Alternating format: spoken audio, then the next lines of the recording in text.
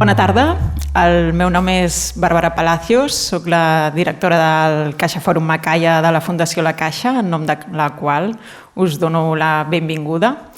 El cicle que comencem avui, Innovació i transferència de coneixement en les ciències socials, és un cicle que organitza l'Observatori Social de la Fundació La Caixa, amb la col·laboració de la Federació Espanyola de Sociologia, i és un cicle que ha gestionat la nostra companya Mònica Badia, que està present a la sala, que ho ha fet, estem molt contents de que ens hagi portat aquests continguts i aquests ponents per defensar-los i explicar-los. I res, només us volia dir que és un cicle que ens fa molta il·lusió perquè resumeix molt bé l'objectiu últim de la nostra activitat aquí al Caixa Fòrum Macaya. Espero que el disfruteu, tant de bo l'haguéssim pogut programar una miqueta abans perquè estic convençuda que ho haguéssim petat de públic. La sessió de la setmana que ve us la recomano moltíssim, serà molt, molt, molt potent, per descomptar la d'aquesta setmana també. I res, no m'enrotllo més i dono pas a la Olga Salido, la moderadora de la sessió d'avui. Gràcies per venir. Fins ara. Muy bien. Bueno, buenas tardes a todas y a todos. Muchas gracias por estar aquí. Quería en realidad empezar dando las gracias al Observatorio Social de la Fundación La Caixa y a Mónica Badía por darnos esta oportunidad de organizar este simposio y por pasar esta tarde juntos. Y también, como no, a la Federación Española de Sociología y a su presidente Manuel Fernández Esquinas por encargarme la coordinación de este ciclo de conferencias. El ciclo tiene que ver con la preocupación por el papel que las ciencias sociales pueden jugar ante los nuevos retos que plantea la sociedad del riesgo. La cuestión es que la nueva coyuntura sitúa a la política en una situación de tomar decisiones como muy en un contexto de incertidumbre y de una manera muy precipitada, con urgencia. Desde luego tenemos ahora mismo desafíos globales que quizá hace unas décadas no eran tan evidentes. Tenemos muchos problemas sociales a los cuales hay que dar respuesta. Y ese escenario de incertidumbre en el que en el que hay que tomar decisiones, sitúa a las ciencias sociales, yo creo que en un papel crucial, que es el que les corresponde, ¿no?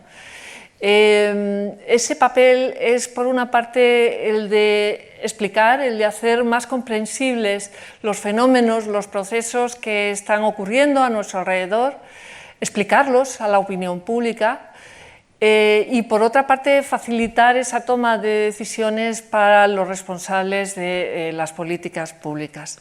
Este ciclo de conferencias obedece precisamente a este convencimiento de que es preciso hacer más visible que nunca este papel de las ciencias sociales para tomar decisiones basadas en la evidencia científica y afrontar de una manera más efectiva y eficiente los retos que tenemos por delante. El ciclo que se inaugura hoy tiene dos sesiones, una es la de hoy, en la que hablaremos de transferencia de conocimiento y de innovación, y en el que plantearemos el papel que les corresponde a las universidades y los centros de conocimiento para afrontar esta coyuntura en la que estamos. Hablaremos de los retos que tiene la universidad para trasladar de una manera efectiva ese conocimiento a la sociedad, para que resulte útil y cumpla su misión social, y también de alguna manera para que la ciencia salga de esa torre de marfil en la que a veces nos encerramos en las dinámicas académicas y bajemos a jugar al terreno de juego, ¿no? Que es donde realmente se nos necesita. Sin más dilación, voy a pasar a presentar a los ponentes que nos acompañan hoy, a quienes agradezco también enormemente su generosa disponibilidad para formar parte de esta mesa. Empiezo por Nekane Balluerka, que es doctora en Psicología por la Universidad del País Vasco. Ejerce de profesora desde hace 3 décadas y ha ocupado numerosos cargos de gestión que no voy a enumerar aquí, llegando finalmente a ser rectora de la universidad entre 2017 y 2021. Dirige el grupo de investigación Qualicare. Ha sido investigadora visitante en varias universidades extranjeras de prestigio como la Universidad de California en Davis, la Universidad de Manchester o Arizona State University, y ha participado en numerosos proyectos de investigación, es coautora de más de una centena de artículos científicos, libros, a los que suma una intensa labor de divulgación con cerca de 60 conferencias invitadas y 200 contribuciones en congresos nacionales e internacionales. Ha sido nombrada Chevalier de la Orden de las Palmas Académicas por parte del Gobierno francés y ha recibido el Premio Euskadi de Investigación 2021 en Ciencias Sociales y Humanidades. Sus líneas de investigación se centran en la metodología para la elaboración y adaptación intercultural de instrumentos de evaluación psicológica, en los modelos de análisis multinivel y en el diseño, implementación y evaluación de programas para promover competencias socioemocionales. Muchas gracias, Nekane, por estar aquí. Voy a presentar a los 3 ponentes y luego pasamos una ronda con las intervenciones. Josep María Vilalta es secretario ejecutivo de la Asociación Catalana de Universidades Públicas y director de la Red Global de Universidades para la Innovación. Es experto en gestión pública, política universitaria y educativa y gestión de la investigación. Tiene una amplia experiencia profesional en gestión pública, donde ha ejercido diversas responsabilidades directivas, tanto a nivel académico como a nivel de la Generalitat de Catalunya. Es profesor asociado en diversos centros universitarios, visitante en las universidades de Londres y de Twente e impulsor del Máster de Gestión y Política Universitaria. Tiene también numerosísimas publicaciones y ha impulsado y participado en diversos proyectos y grupos de expertos de la Comisión Europea, la OCDE, la UNESCO, la Generalitat y también a nivel internacional. Es también articulista y colaborador habitual de diversos medios de comunicación y recientemente ha coordinado una importante conferencia que se ha celebrado aquí en Barcelona, la Conferencia Mundial de Educación Superior de la UNESCO y la Semana Mundial de la Educación Superior. Bienvenido también. Finalmente, pero no menos importante, tenemos a Ana María López, que es doctora en Ciencias Económicas y Empresariales por la Universidad Autónoma de Madrid, donde es profesora titular de Economía Aplicada. Es directora de estudios y proyectos en el Instituto Universitario Lawrence Klein de la Universidad Autónoma, donde ha participado en 56 proyectos de investigación y contratos de I+D, financiados por entidades públicas y privadas, contribuyendo de forma activa a la transferencia de conocimiento. Es vicedecana primera del Colegio de Economistas de Madrid, presidenta de su Observatorio de Economía Digital y consejera en el Consejo General de Economistas. Asimismo, es directora del área regional del Centro de Predicción Económica, CEPREDE, y coordinadora de la red de equipos universitarios Hispalink. Ha sido también decana de la Facultad de Ciencias Económicas y Empresariales de la Universidad Autónoma y presidenta de la Conferencia Española de Decanas y Decanos de Economía y Empresa, Confede. Bueno, muchas gracias a los 3 por estar aquí. Creo que cada uno de vosotros tiene un perfil distinto, así lo hemos querido. Quisiéramos que esto se convirtiera en un diálogo lo más fluido posible y me gustaría que empezáramos con una reflexión abierta, sintética, pero digamos libre por vuestra parte, sobre el papel que creéis que la innovación y la transferencia de conocimiento juega en las ciencias sociales desde cada uno de vuestros puntos de vista. Podéis empezar, si queréis, en línea, por Nekane o como queráis. Bueno, pues buenas tardes, Arratsaldeon. Muchas gracias por invitarme y muchas gracias por venir a escucharnos. Bueno, yo creo que la primera idea que me gustaría transmitir es que en ciencias sociales se hace investigación de calidad y además basada en la evidencia. Se buscan resultados basados en la evidencia, lo que a veces se pone en entredicho, pero yo creo que está demostrado desde hace mucho tiempo que es así. Y si esos resultados generan un bien social, un bien económico, un bien cultural, tanto a nivel global como a nivel territorial, pues ya estaremos hablando de transferencia en ciencias sociales. Voy a poner un ejemplo muy sintético. A nosotros el Ministerio de Universidades durante el confinamiento nos encomendó que realizáramos un estudio a 7 universidades. La coordinó nuestra universidad, pero sobre los efectos psicológicos de la pandemia. Pero el objetivo no era saber qué efectos psicológicos estaba generando el confinamiento y la pandemia, sino sobre todo qué propuestas podíamos dar para poder paliar esos efectos tan duros que se preveía que iba a tener el confinamiento. Entonces, bueno, pues en primer lugar, hicimos entrevistas en profundidad, después se pasó una encuesta a 8.000 personas, una muestra representativa de la población española. Se vio, desde luego, que el malestar psicológico era tremendo, sentimientos de desesperanza, soledad, depresión, y en unos colectivos, básicamente, que eran la gente que tenía COVID, la gente que vivía sola, lo pasó muy mal, las mujeres, peor que los hombres, en su mayoría, no estadísticamente, no con gran diferencia, pero sí. También la gente joven, la gente que tenía menor poder adquisitivo y la gente de menor estabilidad laboral. Y a partir de ahí nosotros propusimos 4 bloques de recomendaciones. Y aquí creo que está la transferencia, porque luego en el Gobierno vasco algunas se tuvieron en cuenta. Un bloque para poder sobrellevar el confinamiento, ¿no? Pues, por ejemplo, evitar la sobreexposición a la información, es muy mala psicológicamente. Proporcionar ayuda social y recibir apoyo social también. Las dos cosas son muy buenas. Mantenerse activo socialmente, emocionalmente y físicamente. Otro bloque de medidas para paliar los posibles efectos, o para paliar que esos efectos no se volviesen crónicos en la población. Pues, por ejemplo, cómo detectar señales de alarma que nos lleven a ver que necesitamos ayuda psicológica, seguir los casos más graves, focalizar la ayuda psicológica, por ejemplo, en las unidades de cuidados intensivos lo pasaron muy mal, los sanitarios y sanitarias en esas unidades, los geriátricos, las personas que estuvieron en primera línea, los sanitarios y sanitarias que estuvieron en primera línea, también los niños, en algunos casos, una vez que ya pasamos el confinamiento. Y en tercer lugar, propuestas para colectivos vulnerables. Me imagino que todos ustedes recordarán que hubo gente que no pudo despedir a sus familiares, pues eso genera un trauma muy difícil de superar. También focalizamos propuestas para ese colectivo y, por último, también una serie de recomendaciones y propuestas para que los sanitarios y sanitarias pudiesen detectar los casos más graves y pudiesen derivarlos.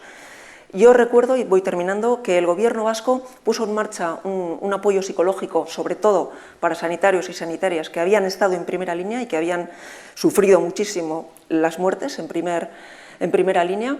Y bueno, estuvo en marcha durante una serie de meses, creo que funcionó muy bien, se evaluó y funcionó muy bien, lo que pasa es que a día de hoy ya no existe ese servicio. Después hablaremos, ¿no?, de las dificultades que hay para la transferencia en ciencias sociales, pero bueno, este es un ejemplo con el que me parecía interesante comenzar. Muchas gracias. Muchas gracias. Josep. Sí, gracias. Gracias, Olga, por la invitación y a la Fundación La Caixa y al Observatorio por poder estar aquí y hacer un poco de compartir unas reflexiones, ¿no? Quizá he apuntado como 5, yo las había marcado como obviedades o ideas un poco transgresoras, ¿no? No sé si estaréis de acuerdo. La primera es que yo creo, ¿no?, entiendo que la mejor y más eficiente transferencia desde el mundo universitario a la sociedad es la formación de profesionales y de ciudadanos. No sé si estaréis de acuerdo, pero yo creo que es la mejor transferencia que la universidad puede hacer a la sociedad, ¿no? El capital humano, el talento, los ciudadanos altamente cualificados o formados, ¿no? Si tiramos de esta idea, si esto es así, nos debería preocupar, ¿no?, aunque hablemos de transferencia, nos debería preocupar muchísimo la docencia y la formación en las propias universidades, cosa que no es tan obvia como pudiera pensarse, ¿no? Es decir, a veces, no sé, en nuestro contexto, por ejemplo, aquí en Cataluña, a veces criticamos que tenemos universidades muy centradas en la investigación, lo cual es excelente, es buenísimo, es muy pertinente, pero en ocasiones olvidamos un poco que también tenemos esa función de formación y de docencia en la propia universidad, ¿no? Y que formamos profesionales cualificados, pero también formamos ciudadanos pues, competentes, críticos, comprometidos, responsables, ¿no? Entiendo que eso también es muy significativo. La segunda idea es que yo creo que, tampoco no sé si estáis de acuerdo, yo creo que tenemos que transitar de una idea un poco clásica de la transferencia, ¿no?, de este concepto que nos dice alguien tiene el conocimiento y lo transfiere a otro agente o a otro organismo, ¿no?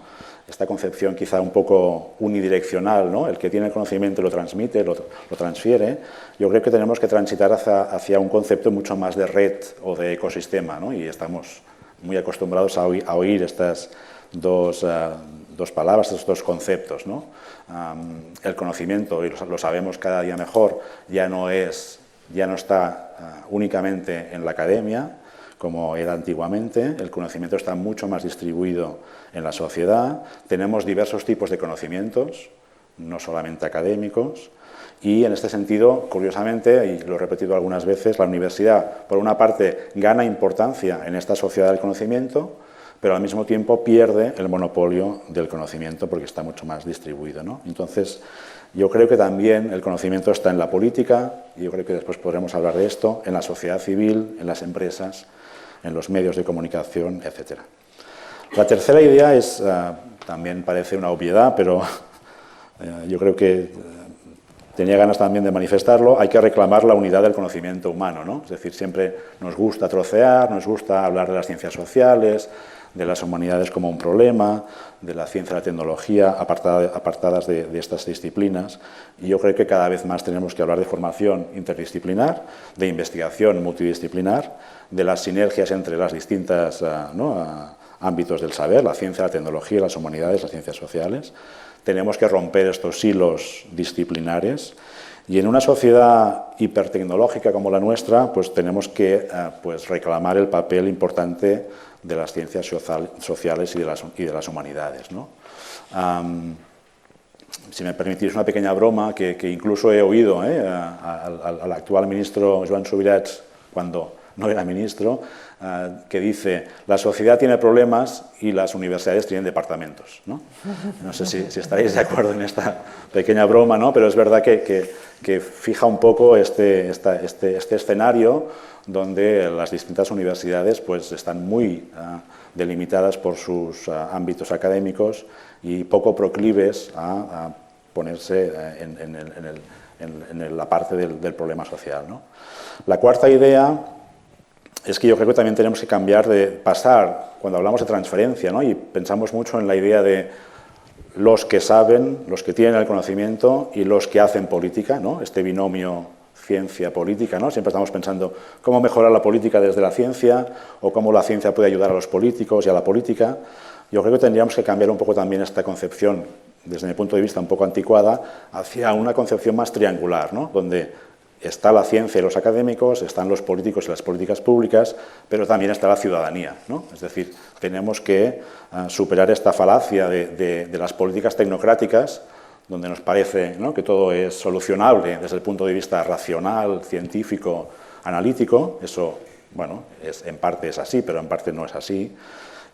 Y por tanto tenemos que valorar la ciencia, el conocimiento como tal, tenemos que divulgar la ciencia, tenemos que aprovechar, ¿no?, todos los instrumentos que tenemos, como es la ciencia ciudadana, la ciencia abierta, la cocreación, implicar al ciudadano en la toma de decisiones, implicar al ciudadano también en el proceso científico, ¿no? Esta concepción de la investigación responsable, de hacer investigación con la sociedad y para la sociedad.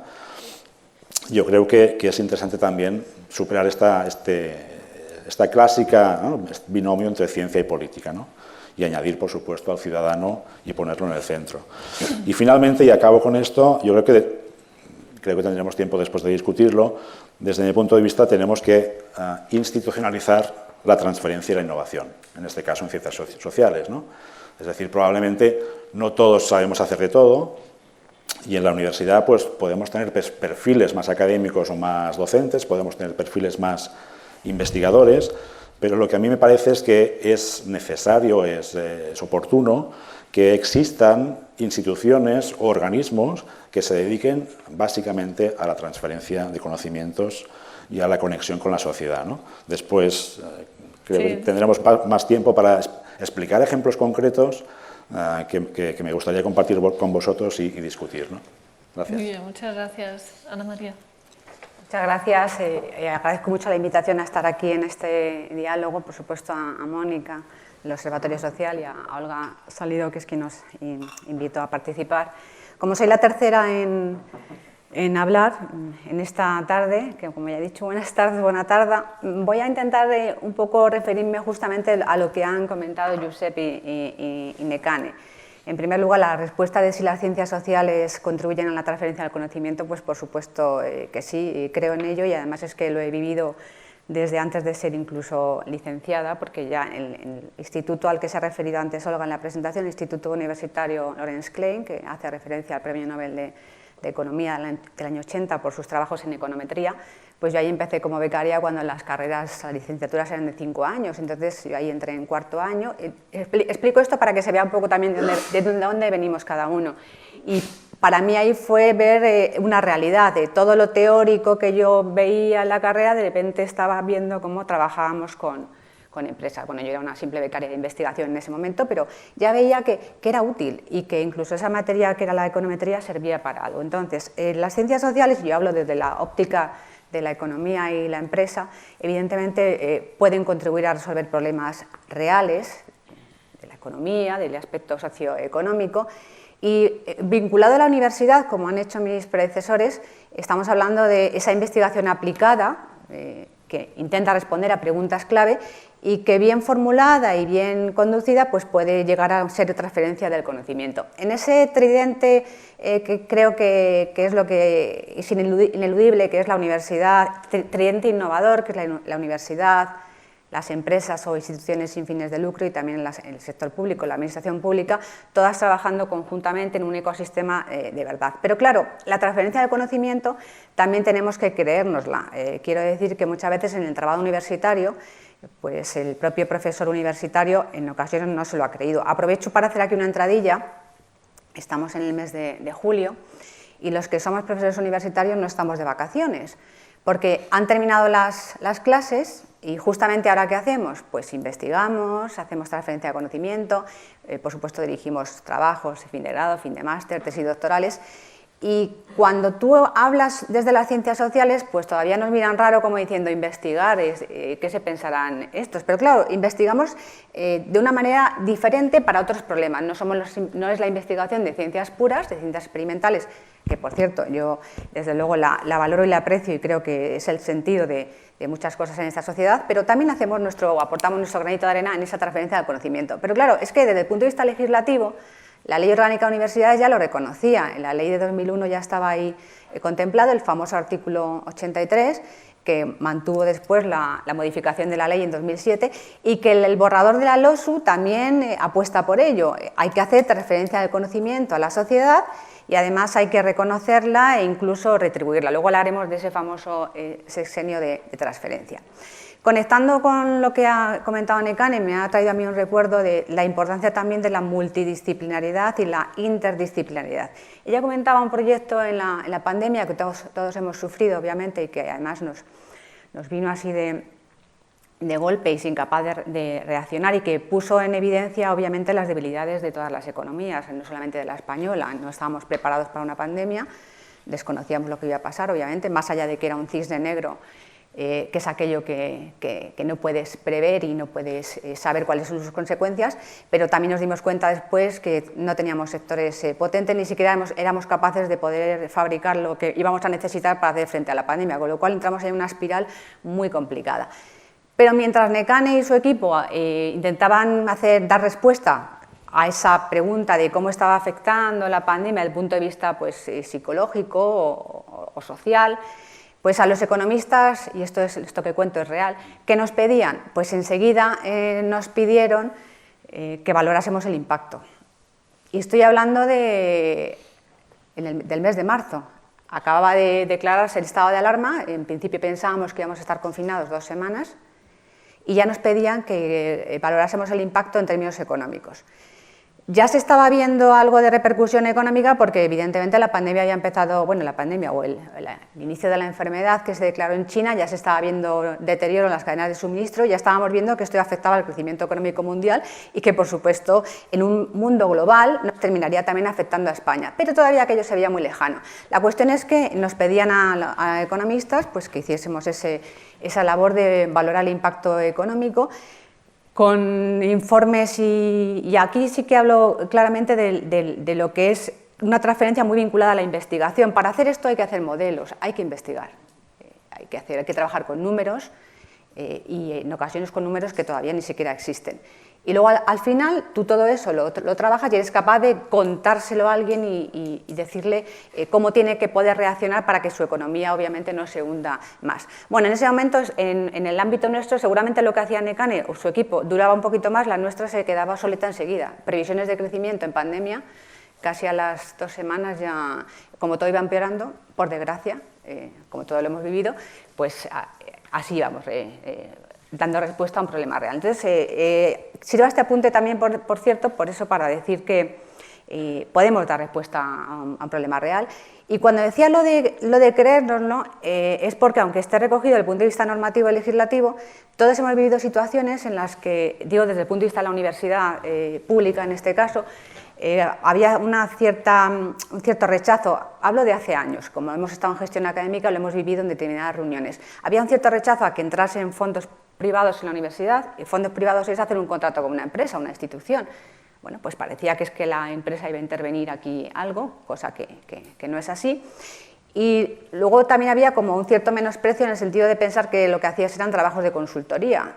Ya he dicho antes que, bueno, habrá de todo. Tampoco creo que la consultoría sea mala, por cierto, pero bueno, si puedes ayudar a una empresa que tome una decisión.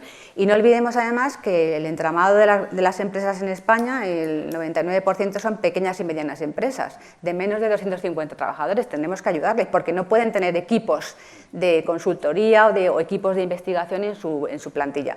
Por tanto, desde cualquier esfera u óptica entiendo que podemos aportar mucho. Luego ya iremos entrando cada uno más en detalle. Muy bien, recojo la idea de que es necesario hacer una aproximación multidisciplinar a los problemas.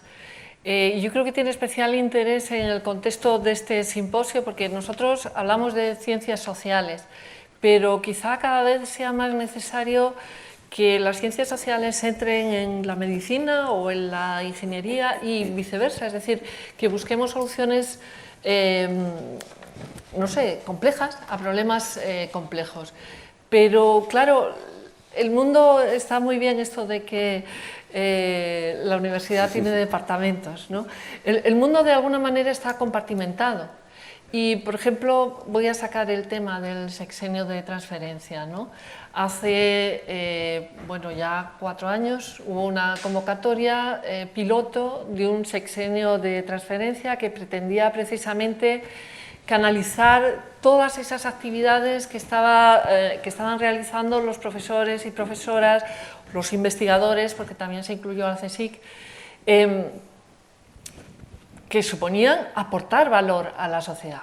¿Y qué es lo que ocurrió con ese sexenio de transferencia? Pues ocurrieron 2 cosas. La primera de ellas, que estuvo a punto de morir de éxito. Es decir, no se esperaba, hubo 17.000 solicitudes, mientras que en el sexenio de investigación puede haber a lo mejor 6.000, pues era como el triple, ¿vale? Y esto no estaba previsto por las administraciones públicas o por los decisores, ¿no? Y la otra cosa que ocurrió es que se vio que había unos conceptos, digamos, poco claros de lo que era la transferencia, especialmente la transferencia de conocimiento en el área de las ciencias sociales. Y me parecía que este podría ser un escenario ideal para que intentásemos pensar un poco qué significa hacer transferencia en las ciencias sociales, qué tiene de particular, es decir, quiénes la hacen, cómo se hace, a través de qué mecanismos, cuál es su valor específico, qué es y qué no es, porque en alguna evaluación que se hizo precisamente del sexenio de transferencia, lo que se encontró es que había una gran disparidad de criterios respecto a qué era transferencia entre los propios evaluadores, entre los propios comités. Y permeaba todo el tiempo esta idea clásica de la transferencia, de la transferencia tecnológica, ¿no? De la transferencia de alguien tiene un conocimiento así arcano y va a decidir trasladarlo a una empresa o a la sociedad para iluminarla, cuando efectivamente muchas veces es una cuestión de interacción, es decir, cuando haces transferencia, se hace transferencia si tú estás trabajando con una ONG, y aprendes de ellos, su forma de ver y su forma de estar en el terreno, e intentas aplicar el conocimiento que a lo mejor se ha generado en otro lugar. Entonces, no me enrollo más, pero quería preguntaros, ¿qué significa para vosotros hacer transferencia del conocimiento en las ciencias sociales o cómo creéis que se podría definir, se podría articular? Hombre, a ver, yo creo que, como bien has dicho, la transferencia en ciencia experimental y en tecnología pues está mucho más clara, ¿no? Pues es una patente, además la colaboración entre la universidad y lo que yo llamo periuniversidad, pues a lo mejor es un término que me he inventado. La periuniversidad para mí son los centros tecnológicos, centros de investigación, BERCs, centros de excelencia que hay alrededor de la universidad, que aquí los tenéis, y en el País Vasco también tenemos muchos. Y hay una gran tradición de trabajo conjunto, ¿no? Por lo menos en mi universidad. Pero en las ciencias sociales cuesta más, con instituciones como la que tú has comentado, José María, ¿no? Y a mí me parece que hay dos dificultades importantes también en ciencias sociales. La primera de ellas es que la financiación es menor también para implantar aquella transferencia o aquellas propuestas de transferencia que se derivan de la investigación. Y la segunda, que para mí es más importante todavía, es que la evaluación o los indicadores que nos permiten evaluar el impacto de la transferencia en ciencias sociales son mucho más subjetivos, digamos. Hay muchos indicadores objetivos, pero no tanto como los de las ciencias experimentales, ¿no? Y aquí enlazo también con la multidisciplinaria. Yo creo que cada vez hay más tradición de trabajar desde el ámbito multidisciplinar. Nosotros en estos momentos estamos participando en una investigación que no lideramos, lidera una fundación que se llama Cita Alzheimer, y estamos tratando de dar respuesta a un problema importante, que es el envejecimiento poblacional. Y al envejecimiento va asociado normalmente demencias, Alzheimer. En nuestro caso estamos trabajando un programa para prevenir el Alzheimer en personas cognitivamente frágiles y con riesgo aumentado de demencia. Hemos tomado como modelo una intervención que se hizo en el Instituto Karolinska de Suecia, me imagino que les suena, y el Instituto Karolinska llevó a cabo un estudio en el que trataron de modificar hábitos de vida y de impulsar hábitos de vida saludables desde muchos puntos de vista. Nosotros, en nuestro caso, estamos trabajando 3 grupos de ciencias sociales. Uno es el Basque Culinary Center de la Universidad de Mondragón, que está trabajando la dieta. Otro es otro grupo de la UPNA, de la Universidad Pública de Navarra, que está trabajando el ejercicio físico. Nuestro grupo, que estamos trabajando las competencias socioemocionales, sobre todo que estas personas cognitivamente frágiles pues sepan o puedan hacer frente a la depresión, a la ansiedad, a la soledad, pues a estos sentimientos o a este estado general que hace falta que esté bien para realmente el resto de componentes funcionen. Y después tenemos grupos de ciencia y tecnología, incluso de inteligencia artificial, que están trabajando un asistente virtual.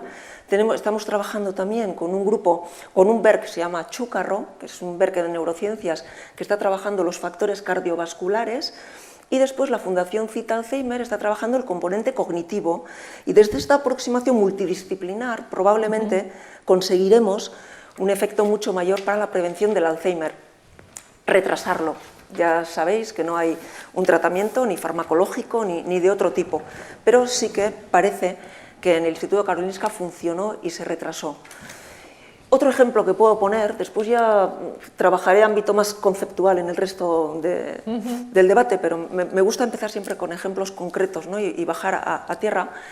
Otro ejemplo puede ser pues, también una intervención que hemos diseñado para prevenir el suicidio en adolescentes y jóvenes que están en acogimiento residencial, que vienen de familias muy desestructuradas, y aquí estamos trabajando pues, psiquiatras, psicólogos clínicos, metodólogos. Yo soy metodóloga, yo no soy psicóloga, realmente me dedico al análisis de datos y he estudiado psicología, pero hace muchos años que trabajo psicometría y análisis de datos, ¿no? Pero me apoyo siempre en mi equipo de psicólogos clínicos.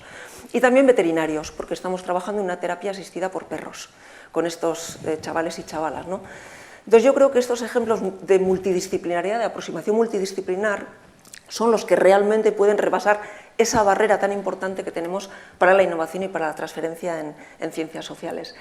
Y bueno, siento ser tan concreta en estas primeras aproximaciones. Después ya me pondré la gorra de rectora o de gestora y tal vez hable desde otro punto de vista. No sé si... Sí, bueno, muy de acuerdo con lo que acaba de decir Nekane, ¿no? Y de hecho, un poco en la línea de lo que comentaba también anteriormente, ¿no? hemos tenido, ¿no?, durante una serie de unos 40 años, ¿no?, de tradición en la promoción de la investigación en las universidades, lo cual es fantástico. Tenemos instrumentos, tenemos sistemas de medición, tenemos indicadores, ¿no? Parece que la investigación hemos conseguido realmente, pues, medirla de alguna manera, acordarlo conjuntamente, y eso pues nos ha sido muy útil. Entre otras cosas, pues en nuestro caso en España, pues para pasar en 40 años de un país que prácticamente nadie investigaba, o había pocos equipos y pocos grupos, o incluso personas individuales, a ser pues seguramente la 10ª potencia mundial que más ciencia produce, ¿no? Y en cambio la transferencia, estamos en un estadio mucho más joven, no hay criterios claros, como decía Nekane, los indicadores son más dispersos, y eso quiere decir que tenemos que trabajarlo más, simplemente, ¿no? Y en ciencias sociales, pues como bien decías, incluso más, ¿no? Porque pues, el indicador de una patente pues, es más objetivo, o crear una empresa, o montar una startup, eso pues se puede medir de alguna manera, pero el tipo de proyectos como los que tú ahora comentabas, pues es mucho más difícil de cuantificar, ¿no? Yo también quería aportar un pequeño ejemplo, ¿no?, también con la idea esta de visualizar, ¿no?, más que teorizar, ¿no? Yo he tenido la ocasión, el gozo de poder participar en un proyecto que lo que ha intentado desde la Fundación Jaume Bofill, que está situada aquí en Barcelona, que tiene como objetivo promover las políticas educativas, pues la Fundación Bofill lo que ha intentado últimamente es hacer un estudio para aproximar la investigación educativa con la práctica educativa, o mejor dicho, incluso con las políticas educativas, ¿no? Entonces, el diagnóstico, tenéis aquí hay un documento que se publicó en su momento, hace unos meses, que está en abierto, lo podéis encontrar, que se titula La recerca al servei d'una política educativa fonamentada, que la idea simplemente es, por una parte, ¿no?, fomentar una investigación educativa más aplicada, más cercana a los problemas de la política educativa, y al mismo tiempo fundamentar unas políticas educativas más basadas en evidencias científicas, en estudios previos y, por supuesto, evaluar pues, continuamente las políticas públicas, en este caso las políticas educativas, ¿no? Entonces, parece como, cuando nos pusimos a trabajar sobre ello, pues realmente parece como increíble, ¿no? Es decir, ¿cómo podemos tener dos mundos que teóricamente tienen que estar totalmente conectados, pues tan distintos y tan lejos, ¿no? Porque hay lógicas muy distintas. Los grupos de investigación en las universidades, pues como sabemos, pues tienen que publicar en las principales revistas internacionales, y eso es su criterio y es su mentalidad diaria. La política educativa tiene otros retos o otros problemas que poco tienen a ver con las publicaciones científicas internacionales. Entonces, ¿cómo podemos juntar estos dos mundos? Pues es realmente complejo, porque si seguimos con estas dinámicas tan alejadas, la verdad es que o empezamos a crear puentes, incentivos, trabajos conjuntos, como ahora explicabas, ¿no?, proyectos específicos, y valoramos también que la función de un profesor o de un investigador también es hacer transferencia, en este caso para el bien de las políticas educativas, pues si no, no vamos a funcionar correctamente, porque las lógicas son muy distintas. Uno piensa más en el avance científico a un largo plazo, otro piensa en cómo va a implementar la política de becas comedor el curso que viene, y eso tiene que evaluarse, pero ¿quién lo va a evaluar? Porque, como también decía Ana, pues las propias, en este caso, instituciones tampoco tienen gabinetes especialistas que pueden aportar esta información. Entonces, este estudio lo que pretendía era todo un trabajo con medidas concretas para acercar estos dos mundos, repito, con la doble intención. Uno, fortalecer la investigación educativa, ¿no?, más cercana a los problemas de las políticas educativas, y fortalecer las políticas educativas basándose más en la investigación, las evidencias, etc., ¿no? Entonces, es otro ejemplo pues, distinto al que has mencionado, pero en este caso desde el punto de vista de la educación, ¿no? Sí, pues vinculando con lo que habéis comentado, a la universidad le interesa que su profesorado participe en transferencia de conocimiento, más allá de que sea una función que tiene como encomienda la universidad. Obviamente eso le otorga prestigio a la universidad y eso le vincula con su entramado productivo. Y estábamos poniendo antes un ejemplo de... Es difícil medir la transferencia de conocimiento, pero hay un indicador que es muy claro, que es el que se utiliza internacionalmente también, que son los contratos con empresas. Contratos de I+D, se pueden llamar así, o contratos, bueno, con instituciones en general. Como contrapartida a lo que en investigación se conoce, pues el acceder a planes nacionales de investigación o regionales. Contratos de I+D.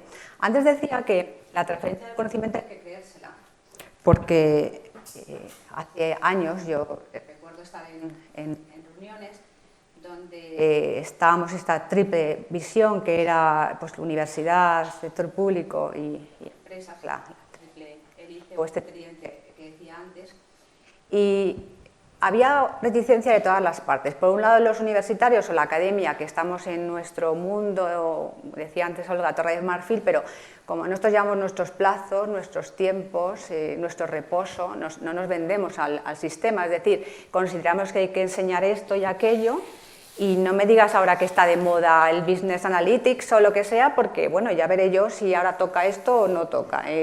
Yo quiero sentar las bases del conocimiento, que eso está muy bien, es decir, que en la academia no es el para allá mismo, sino no es la visión cortoplacista, sino a medio y largo plazo, que está muy bien porque es una visión estratégica. Pero claro, en el mundo empresarial, y no solamente tienen que ser empresas, sino también instituciones sin fines de lucro, la vida va en paralelo pero a otro ritmo. Se necesitan soluciones rápidas y entonces, claro, ahí dices, bueno, pero estas personas de la academia van a ser capaces de trabajar con nosotros y llevar adelante proyectos y que esto llegue a buen puerto. Bueno, pues ahí es donde creo que entra un factor importante y es, primero, esa confianza de los agentes, porque cuando tú haces transferencia del conocimiento será para alguien. No es que tú te levantes por la mañana, voy a hacer transferencia del conocimiento. Al menos en algunas disciplinas. A mí me puede apetecer mucho trabajar en un tema, pero claro, tengo tantas cosas que hacer que al final tienes que priorizar. Y si llama a tu puerta, que creo que eso es un honor que una institución, quiero decir, ajena a la universidad, llame a tu puerta porque te quiere contratar, porque quiere ver que si tú eres capaz de hacerle un estudio. Y además los universitarios, de alguna manera, competimos con las grandes consultoras, las que todos conocemos, las Big Four, las 4 grandes, que tienen además su labor de consultoría. Bueno, pues te llaman para hacer un trabajo y tú tienes que demostrar tu solvencia y para hacerlo. ¿Qué ocurre? Que el profesor universitario también, afortunadamente, y gracias a lo que ha comentado Olga, al sesenio de transferencia, viene por ahí un cierto reconocimiento en la institución, porque antes era como que te dedicabas a esto, bueno, porque eran cosas que te gustaban más o porque a lo mejor podías tener contraprestación económica. De repente se pone en valor con el sesenio de transferencia y ya lo que tú haces es bien mirado. Pero hago aquí un inciso. Decía Olga que se habían presentado 16.000 expedientes, sí, 16.000 personas, que también es importante verlo siempre así. 16.000 personas han presentado su documentación porque piensan que están aportando y que están trabajando en transferencia del conocimiento. Aunque solo sea porque somos colegas, creo que los profesores universitarios somos bastante honestos con lo que hacemos. No es que diga, voy a ver si me toca. Vamos, no lo sé, yo creo que no. Que tú lo evalúas, pues yo creo que estoy haciendo transferencia. 16.000 personas lo presentaron, pero es que el sistema universitario español, todos los profesores, pues somos 125.000 personas. Si nos quedamos solamente con los permanentes, los que tenemos contrato permanente, pues apunté por aquí la cifra, eso ya se reduce a 67.000. 16.000 se presentan de 67.000. Bueno, ha faltado decir que hubo unos cuantos casos negativos, que el grado de éxito, la evaluación positiva, solo la consiguió el 42% de los presentados y que, comparando ya con ese total de los 67.000 profesores permanentes, pues solamente han conseguido ese gran premio un 10%. A mí me parece muy poco. Decir que solamente el 10% de los profesores que pensaban, profesores permanentes, que todos más o menos, alguno u otro hacía o hace algo de transferencia de conocimiento, solamente un 10% lo ha conseguido, pues casi ha sido una suerte. Cuidado con esto porque yo considero, por supuesto, que ha sido una apuesta muy buena, que además no hay referente externo, que se sepa, no hay comparativa con otro país que haya hecho algo parecido. Esto ya se venía trabajando desde hace años. Yo recuerdo que en la conferencia de decanos lo hablábamos con el secretario de universidades que había previo a cuando se puso ya en marcha el procedimiento, que ha tenido sus fallos, posiblemente, claro, el de repente tener tantas solicitudes, pues es una carga de trabajo. Pandemia. Pero yo creo que más que las solicitudes no es tanto el número, sino como lo abierto que era el espectro de posibilidades. Y de hecho hay luego en 2019 un documento que que lo escribe Salustiano Mato, Sí. que él dice, bueno, es que esto era una experiencia piloto, entonces queríamos ver realmente qué hacían los profesores para luego ir trabajando hacia una experiencia, bueno, hacia una convocatoria más adelante, pero sí que fue, la verdad, un proceso duro, porque realmente hubo que tener estrategia para presentar lo que tú pensabas que era transferencia. Bueno, los que lo habéis presentado lo habréis visto, y sigo pensando que el resultado ha quedado muy, muy escueto, muy escaso. Entonces, no sé, eso da que pensar. Entonces, hilaba esto con lo siguiente. Muy bien, esta es ya conseguimos que se reconozca el sexenio de transferencia, entonces es una motivación para el profesorado para seguir en ello. En algún sitio he leído que decían, no, esto es para motivar. Bueno, cuando tú te presentabas al reconocimiento ya tenías que tener los méritos. Luego, realmente, no sé si es tanto para motivar como para reconocer lo que ya se venía haciendo. Pero también con esto tengo una cosilla que decir. Pero ahora falta el otro interlocutor. Gran parte de las aportaciones que fueron valoradas positivamente y sin ninguna duda, porque cualquiera puede leerlo, lo que se podía presentar y bueno, en este documento que he dicho antes, pero lo que no tenía duda era el contrato con empresa o con institución. Es decir, que había una contraprestación económica, que además el trabajo entraba dentro de una cadena de valor, que eso también es importante. Transferencia de conocimiento tiene que entrar en una cadena de valor y tiene que terminar aportando algo, una mejora en el sistema. Entonces, esas aportaciones, los contratos, que son fácilmente medibles, no tuvieron ningún tipo de problema. ¿Qué hay que hacer entonces ahora? Pues si el profesorado universitario está deseando participar o trabajar y que se le reconozca, eso sobre todo, falta ahora, yo creo también, desde la pregunta que hacía Olga, desde la óptica de los agentes, habrá que incentivar entonces también a las empresas, de alguna manera, sobre todo, insisto, con el entramado productivo español, que el tamaño es muy pequeño. Habrá que incentivarlas a lo mejor pues con algún tipo, yo sé que no es el momento ahora porque la situación económica no es buena, pero igual habría que plantear algún tipo de desgravación cuando una empresa colabora con la universidad para llevar a cabo algún estudio en concreto. Y hago otro inciso, y que no se me olviden un poco las cosas que quiero decir. Yo me alegro de que surgiese el sexenio de transferencia, porque había cosas que se estaban dejando de hacer, que era pura transferencia porque no estaba reconocido. Y en los profesores jóvenes, digo sobre todo los jóvenes, los que van entrando en la universidad, que saben que esto es publicar, publicar y publicar, que es lo que importaba, pues había algunas tareas, por ejemplo, yo que coordino en la red de equipos Hispalin, hay un equipo Hispalin justamente aquí, el que lleva las predicciones de Cataluña, y entonces, pues cuando hablas con jóvenes para incorporarse a los equipos regionales, para hacer predicciones de crecimiento de las economías regionales, pues claro, esto si no va a dar lugar a una publicación científica, pues como que no me interesa. Bueno, gracias a que Hispalin es una de las tareas o aportaciones que ha sido reconocida positivamente, me consta así, por muchas personas en el sexenio de transferencia, pues te hace que puedas captar a posibles investigadores para ese relevo generacional. Yo misma entré en Hispalin cuando era mucho más joven y me gustaría pues que hubiese ahora ese relevo. Y el último apunte respecto a este indicador de los contratos, pues algún problema también tenemos en esa percepción. Hay un índice que se llama el Global Innovation Index, que tiene, posiciona a 132 países, es un indicador compuesto con 7 categorías y al final lo que hace es trabajar con unas 82 variables, o sea, mucha información. Y en este indicador global España sale bien posicionada, al puesto 30, en el último indicador del año 2021, el puesto 30 de 132 países, pues está muy bien. Pero cuando entras a ver los indicadores, pues resulta que justamente en el que se refiere a los contratos de I+D con empresas, pues baja al puesto 70. Y hay algunos países cercanos a nosotros, por ejemplo, Portugal está mucho mejor posicionada, pero digo como 20 o 30 posiciones arriba, y otros países que cabría esperar que no, pues mejor. Y al final, ese indicador tampoco lo estuve mirando, tampoco es que mide exactamente que tú tengas un número de contratos o por importe, que también sería una posibilidad de medirlo, proviene de una encuesta, de una percepción. Luego creo que aquí tenemos un problema más importante y es la percepción. Si la percepción que se tiene en España es que no parece que se vaya a buen puerto la colaboración de la universidad-empresa para la transferencia de conocimiento, pues ahí tendríamos un problema pues que hay que solventar, obviamente, y que hay que mejorar.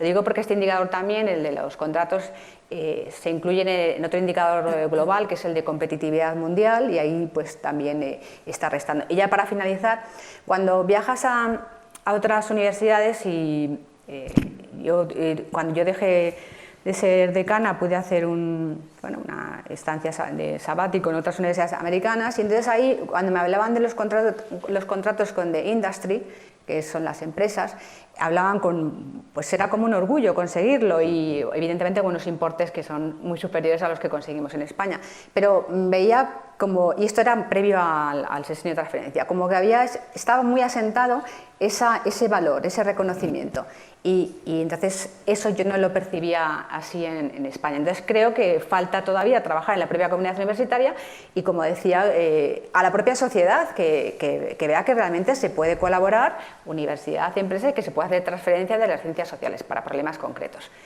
Y lo último que comento, un ejemplo, ya que han comentado ellos, me acuerdo en mediados de los 90, pues el Instituto Nacional de Estadística, que todos lo conocemos, que en ocasiones incluso se cuestiona, yo creo que no es bueno cuestionarlo, sus procedimientos, creo que se trabaja muy bien en el Instituto Nacional de Estadística.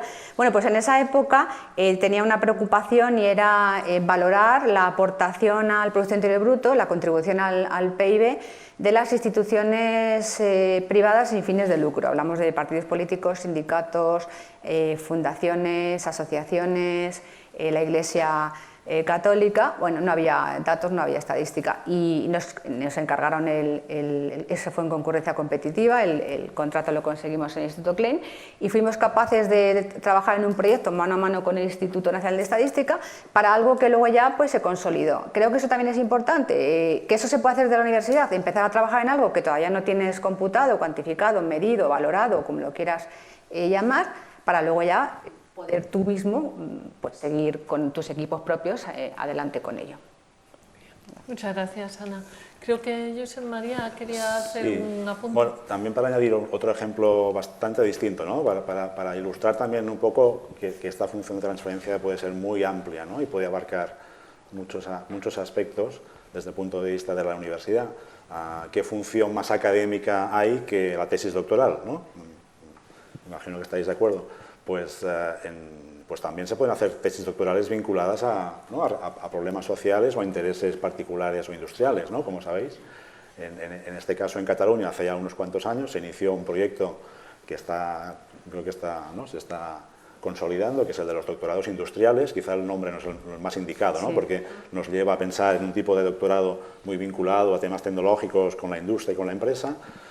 Pero esta concepción es una concepción, a pesar de que estamos hablando de una tesis doctoral y de la formación de un doctor, está vinculada a un interés industrial, económico, social.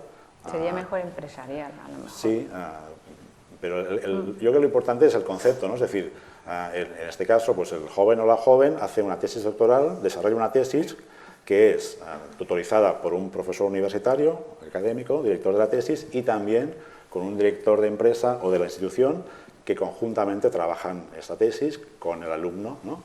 correspondiente.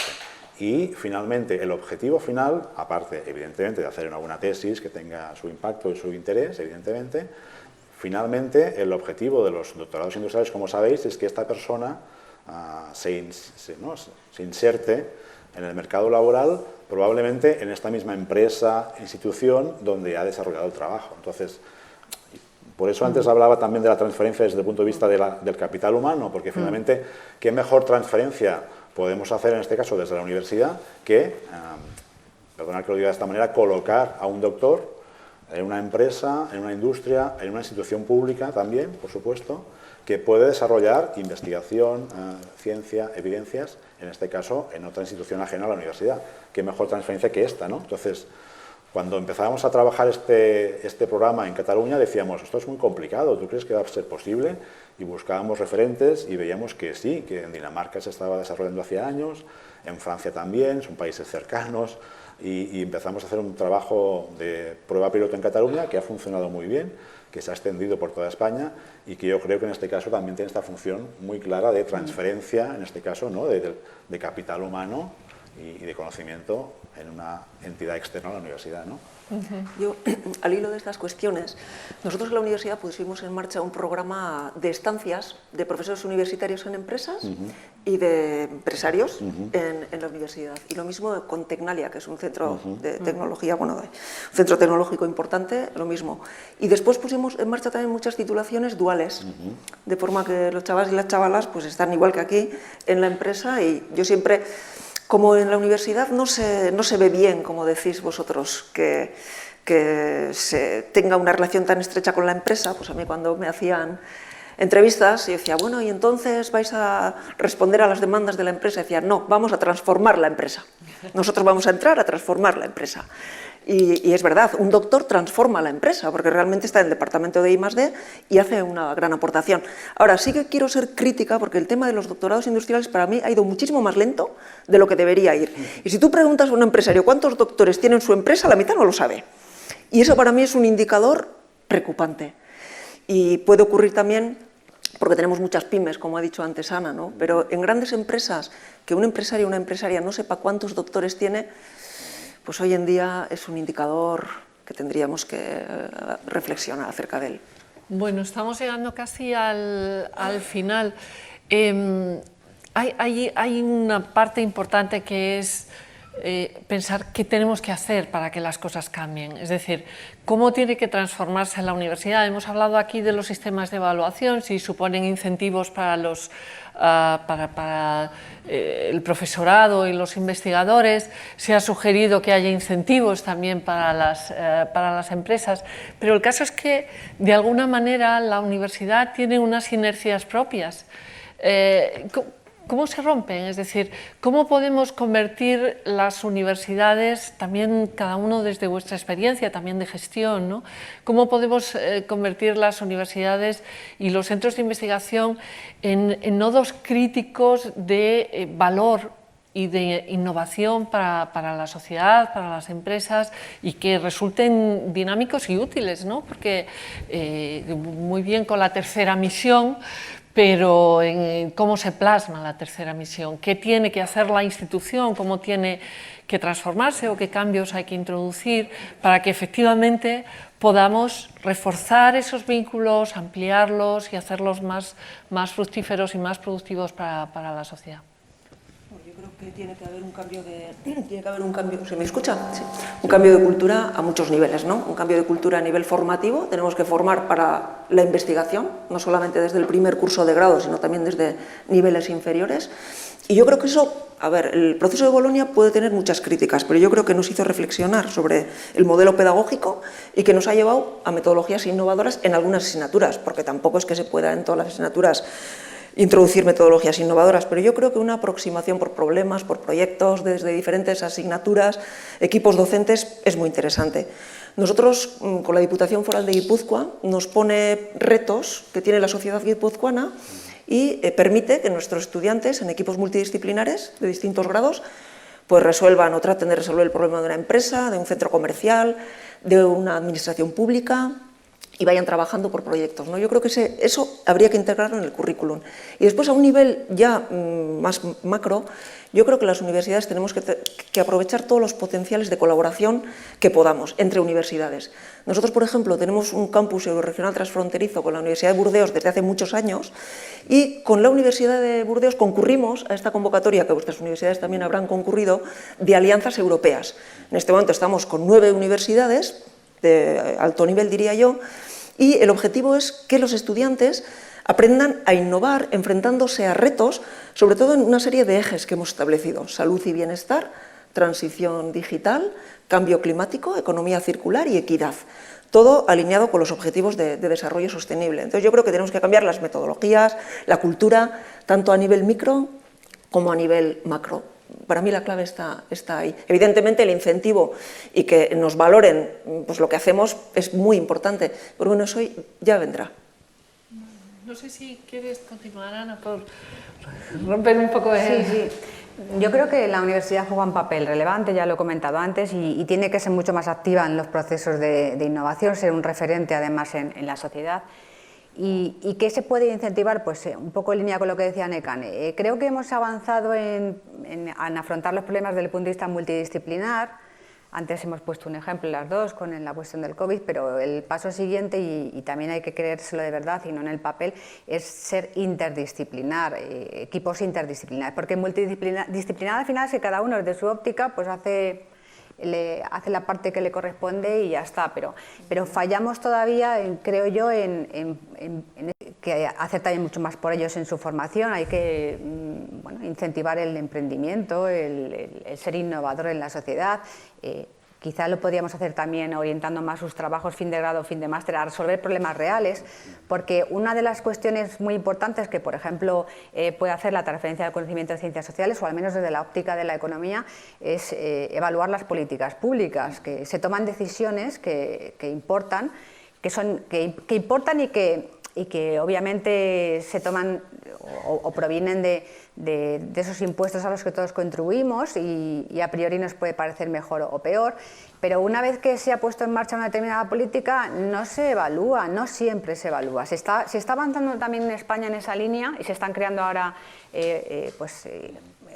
direcciones o hay un instituto de evaluación de políticas públicas para hacerlo, pero no se termina de hacer con todas las decisiones que se adoptan. Y yo no digo solamente ámbito nacional, pensemos en regional y también municipal. Oye, pues pongo en marcha esta propuesta, pues dentro de un tiempo voy a evaluarla. Y lo mejor además en ese caso, para evaluar cuál ha sido, si finalmente has alcanzado los objetivos o incluso la repercusión o el impacto socioeconómico de esa decisión que tomaste o que adoptaste, pues nada mejor que recurrir a la universidad, porque además sería una visión independiente, no con tus propios equipos que han puesto han puesto en marcha la decisión. Creo que ahí es importante hacerlo. Y más ahora en este momento, que también lo ha comentado Olga, vivimos en un entorno que se llama, en las siglas son VICA, en inglés sería VUCA, VICA de volátil, de incertidumbre, complejo y ambiguo, que no solamente por la pandemia, que ya antes de la pandemia había ciertas cuestiones que estaban generando mucha incertidumbre, volatilidad. Bueno, pues en un entorno VICA no nos queda otra que reaccionar, que ser mucho más resilientes, aunque sea una palabra que a veces se utiliza de una forma que no es adecuada, es saber afrontar las dificultades y salir al paso, pues como cuando hace cualquier jugador de tenis ahora en Wimbledon y se le pone mal el partido, pues tiene que reaccionar, ¿no? Y a lo mejor inicialmente era el mejor. Entonces, falta esa capacidad de creernos de lo que somos capaces y, por supuesto, poner los mimbres para salir adelante, pero la universidad tiene un papel importante que hacer, vamos, estoy convencida de ello. Sí, yo quería poner el foco no tanto en la universidad, porque también tenemos la tendencia un poco a autoflagelarnos, ¿eh? Qué mal está la universidad, y qué mal lo hacemos. Yo no quiero transmitir este discurso bajo ningún concepto, ¿no? Porque yo creo que no es verdad. La universidad tiene sus fallos, sus déficits, pero está trabajando en buena dirección. A veces el problema no está tanto en la universidad como, por ejemplo, en el caso de las ciencias sociales, como bien decía ahora Ana, en el ámbito de las políticas públicas, ¿no? Es decir, tú ya puedes intentar, ¿no?, transmitir que hay que hacer transferencia, colaborar con el mundo político. Si el mundo político no quiere o no lo tiene entre sus coordenadas, pues va a ser muy complicado.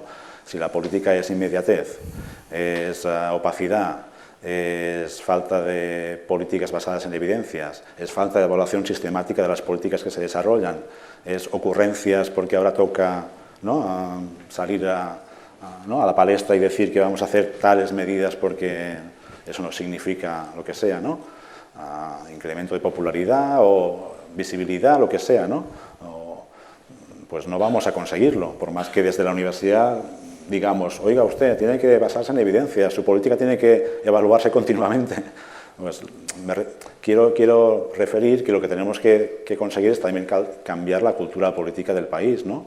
Que ya se están haciendo cosas, evidentemente, ¿no? Y hay organismos que empiezan, y hay políticas que se evalúan, y hay observatorios públicos que hacen muy buen trabajo, pero eso hay que sistematizarlo. Y cuando yo antes decía que hay que institucionalizar la evaluación de políticas, pues me refería justamente a eso. No podemos depender de que haya un organismo o no, o que haya unos políticos más proclives a buscar evidencias. Tenemos que sistematizar para que las políticas públicas sean sistemáticamente bien diseñadas, aplicadas, evaluadas y volver a empezar, ¿no? Entonces, en todos los campos. Parece muy obvio, y parece increíble que tengamos que hacer este discurso tan simple, pero yo creo que es verdad, ¿no? Tenemos también que cambiar la cultura política en nuestro país para que también podamos añadir esta componente de evidencias, ciencia y academia, ¿no? ¿Entiendo? También siempre hay que reconocer que opinar desde la palestra es fácil, que gobernar es complicado, y más en un entorno como el que estaba comentando antes, que la universidad hace su papel, yo creo que muy relevante, y desde el punto de vista de la acción pública, lo único que yo creo que sí que es bueno además para la propia gestión es lo que comentaba, cualquier política pública que tú puedas implementar y que sea de gran impacto, pues que la puedas evaluar.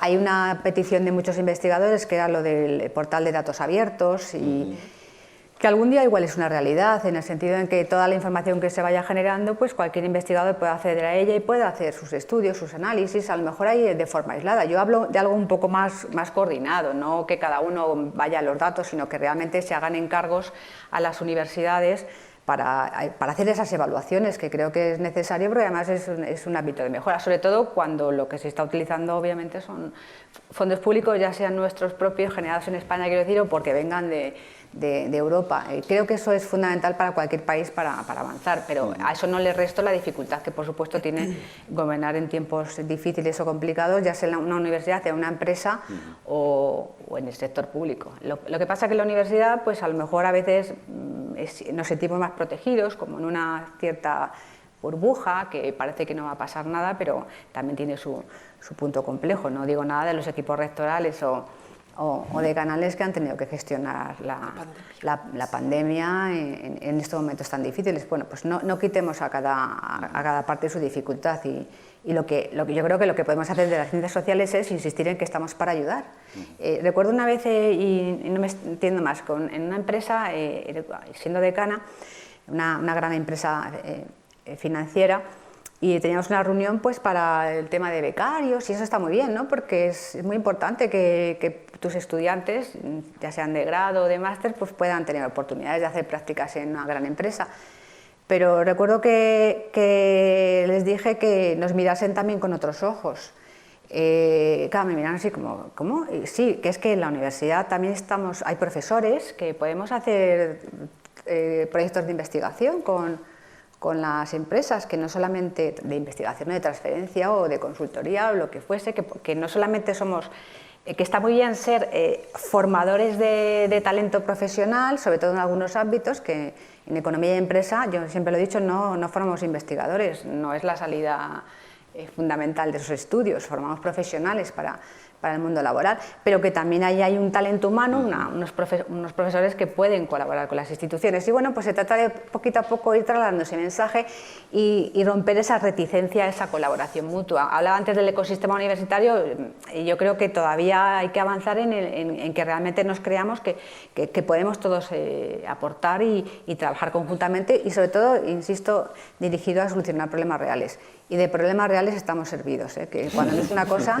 es otra. El año pasado a nosotros nos encargaron, por ejemplo, también al Instituto Klein valorar el impacto económico de la Filomena. Recordamos todos la Filomena, que afectó a algunas zonas especialmente, esto fue el caso del centro de España. Bueno, pues había luego que valorar cuál había sido la repercusión económica, pues para poder tener realmente una opinión formada sobre cifras, que eso también a veces falta no solamente en nuestro país, sino en otros. Para hablar de algo con cierto sentido y lógica hace falta tener un argumento basado en números y en cálculos, o al menos eso yo opino, quizá por deformación profesional, pero es así. No es así, claro, los números son fundamentales para poder, es decir, la evidencia empírica es fundamental para poder fundamentar las decisiones, ¿no? Porque si no todo es opinático y no llegamos a ningún lugar. Quería decir que el ciclo tiene 2 sesiones y justamente la segunda será sobre esta cuestión de la evaluación de las políticas y el papel que juegan los organismos de asesoramiento.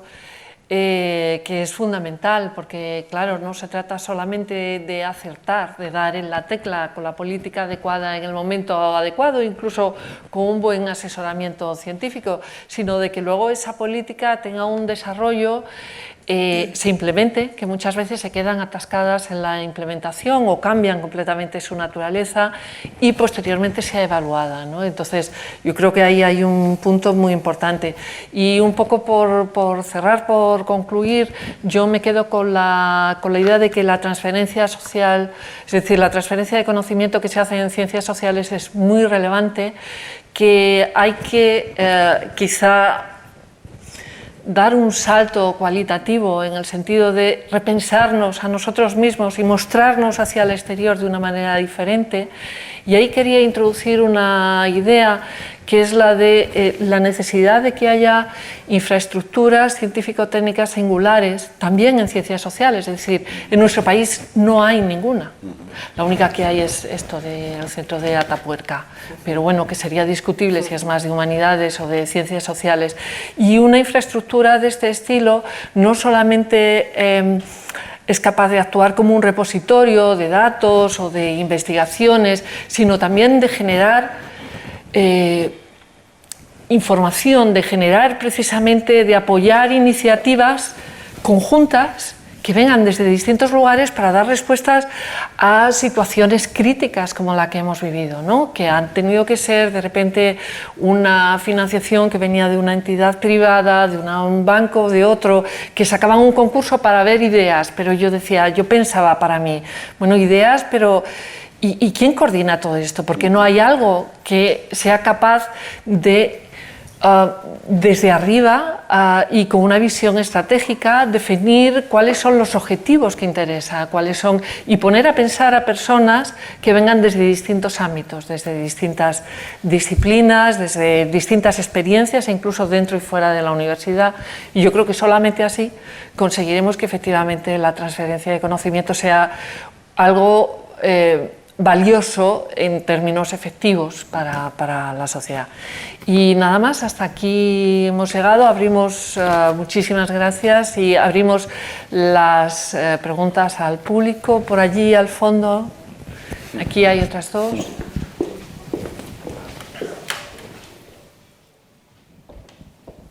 Si son tan amables, cuando pregunten, de decir su nombre y a quién dirigen la pregunta, por favor. Gracias. Mi nombre es Antonio Ruiz Pá. Gracias por vuestras aportaciones e intervenciones. Yo, pues simplemente, como os habéis presentado vosotros, yo soy economista, actuario de seguros, sociólogo y periodista.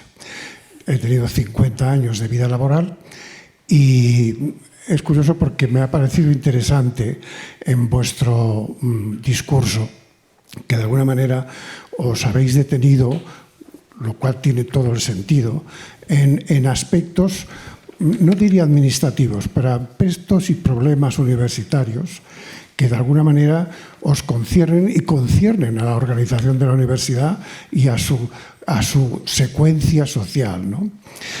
Pero, sin embargo, yo desde mi punto de vista, universidad es universo.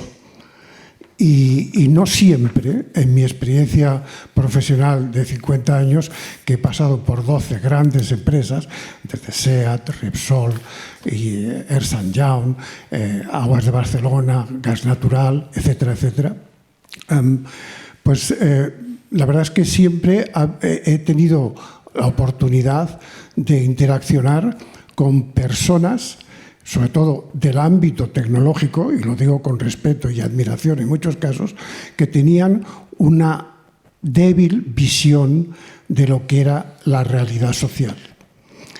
Esto a mí me parece un error y una falta muy importante en el mundo universitario, que es lo que yo pienso que debería ser.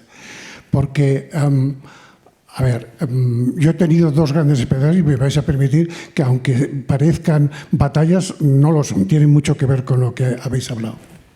En mi primera etapa formativa, todavía estaba estudiando, tuve el gran privilegio de estudiar sociología en la escuela CEISA. Los que sabéis algo de eso, sabéis de sociología y mucho. CEISA era una escuela privada, ideologizada, progresista en la época franquista de los años 60, en la cual tuvimos oportunidad de tener como profesores desde Enrique Tierno a Faustino Cordón o a José Luis San Pedro, a Jesús Ibáñez y tantas otras figuras desaparecidas, por supuesto, evidentemente, pero que daban una visión en una escuela de sociología absolutamente amplia, de una visión global, universal.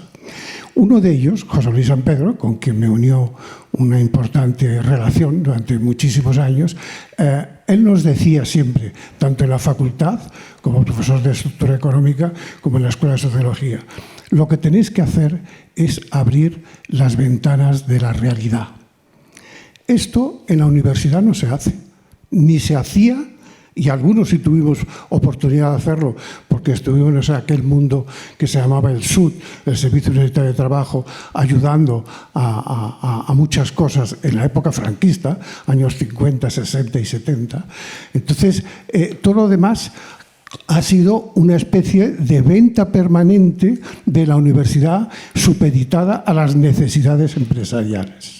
Vale. De una manera... Si me permite, si puede formular la pregunta, por favor. No, termino en la explicación porque me importa mucho el unir esa experiencia global del concepto universal de la transferencia de los conocimientos con otra experiencia que he tenido pues, en la década pasada como director académico de un programa de liderazgo de la Fundación CEDE, que era el International Center for Leadership Development, sobre liderazgo a grandes, altos directivos de las grandes empresas. En ese programa jamás hubo nada de management. Lo que había era antropología, sociología, filosofía y muchas otras cosas. Y eso lo agradecían.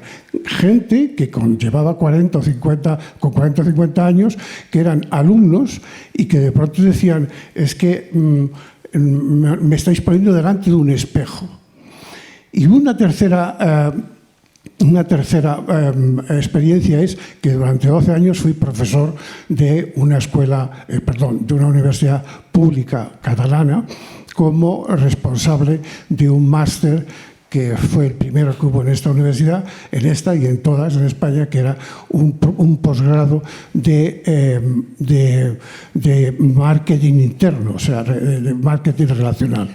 Bueno, los que estábamos como trabajadores o directivos de empresas, éramos bastante más valorados que los profesores universitarios que convivían con nosotros en los másteres. Y sin embargo, decidieron que nosotros, como no éramos profesores, doctores, no podíamos seguir trabajando. Ahora, la pregunta. Sí, tanta pregunta. Sí. Si esto es un simposio, pues hay que hablar e interaccionar. ¿Por qué hay tanta desfase de muchos simplemente trabajadores sobredimensionados profesionalmente, con demasiada titulación, que están haciendo, voy a decir, un paradigma de camareros? ¿Cómo solucionaremos esto en la universidad? Muchas gracias por la pregunta. Vamos a recoger varias preguntas y contestamos conjuntamente, ¿de acuerdo? Marius Domínguez. Sí, hola, buenas tardes. Siento a los colegas que les dé la espalda, pero así miro a los ponentes. En primer lugar, felicitaros. Yo creo que es un lujazo, Necane, José María, Ana, teneros aquí, escucharos y, por tanto, con muchas notas. Por lo tanto, felicidades, porque aquí debe haber sido un aprendizaje muy importante. Yo tendría una pregunta directa, porque esperaba que hablaseis de eso y me parece que habéis tomado un camino tortuoso y quería comentaros directamente de cuál tiene que ser el modelo de institutos, organismos que realmente se dediquen a la transferencia. Si el modelo actual universitario, pivotando sobre las universidades, ese es el modelo. Tenemos otro tipo de experiencias en otros países, el papel de la administración pública. Por tanto, ¿cuál sería vuestra opinión respecto a cuál sería un buen modelo? Si me permitéis la palabra modelo, puede ser que no sea ni la buena utilizada, respecto a cómo podemos, ¿no?, hacer una organización más institucionalizada de organismos o institutos que se dediquen a la transferencia, y en esa colaboración público-privada, las universidades, etc. En primer lugar, vuestra opinión al respecto de esto o vuestro conocimiento de experiencias a nivel internacional. Y en segundo lugar, ya me centro en las ciencias sociales. Me ha gustado mucho que habéis hablado de los doctorados industriales. Yo ahora me toca coordinar la Escuela de Doctorado de la Universidad de Barcelona, soy el director de la Escuela de Doctorado y por tanto el tema de los doctorados industriales pues es un tema que tenemos candente siempre encima de la mesa. El nombre no nos ayuda, pero aunque ya llevo un año intentando a nuestros colegas de la administración, intentando que nos cambien el nombre, pero no hay manera, pero solo daros unos datos y vuestra opinión al respecto de cuáles podrían ser las acciones propositivas para que los doctorados industriales pudieran tener mucha más presencia en la área de las ciencias sociales y humanas.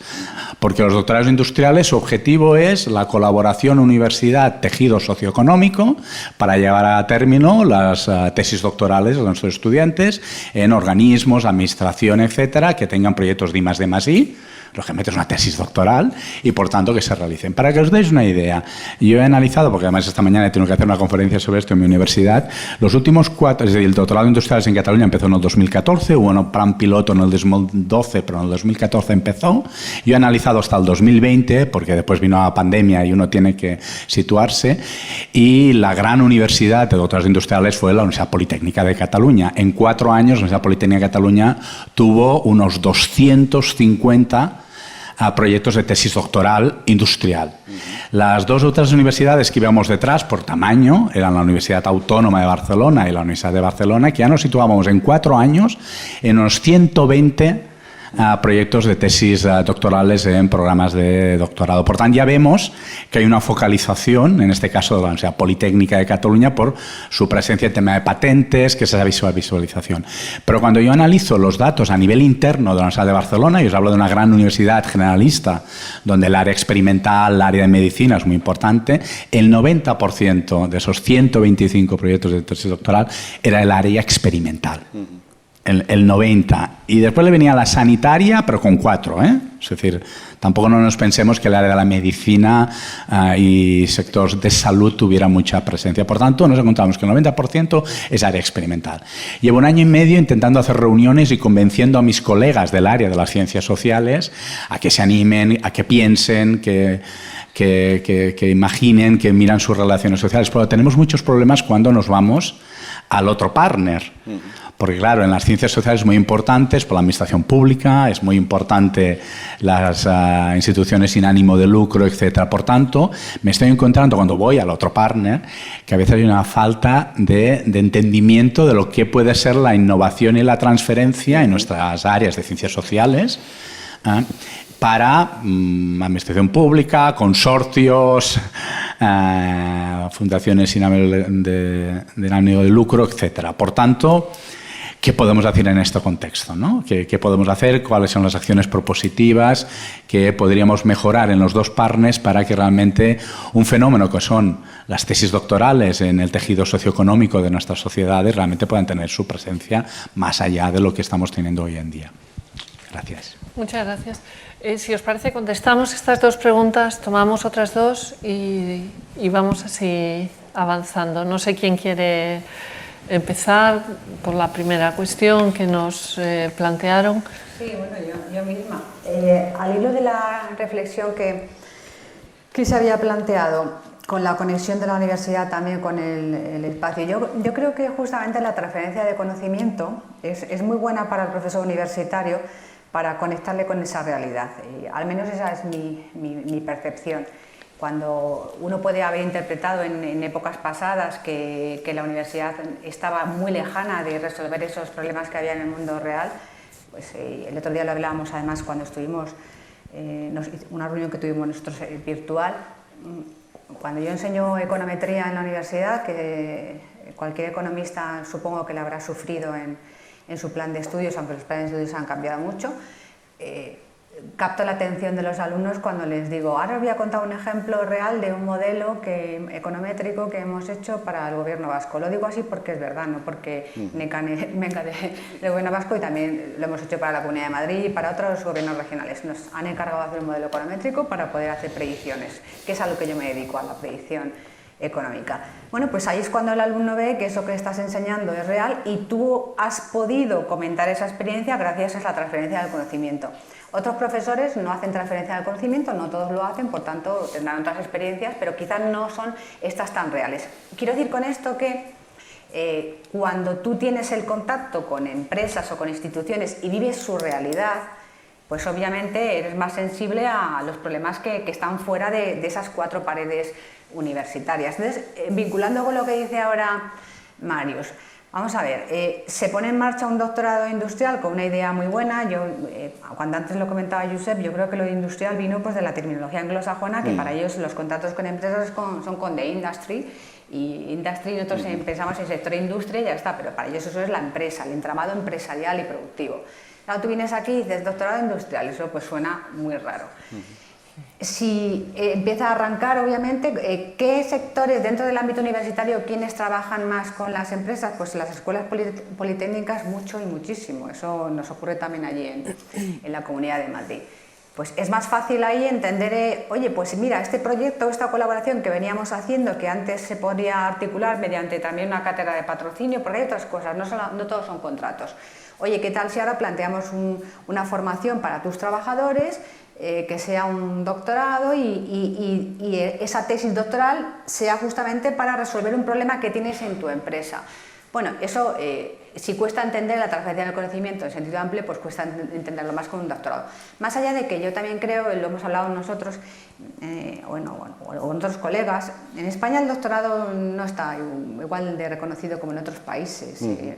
Hablabas también antes de los títulos, este afán por tener títulos. Bueno, el doctorado es lo máximo que puede alcanzar uno, es como resultado de un proceso de maduración y creo que hay que darle su papel relevante.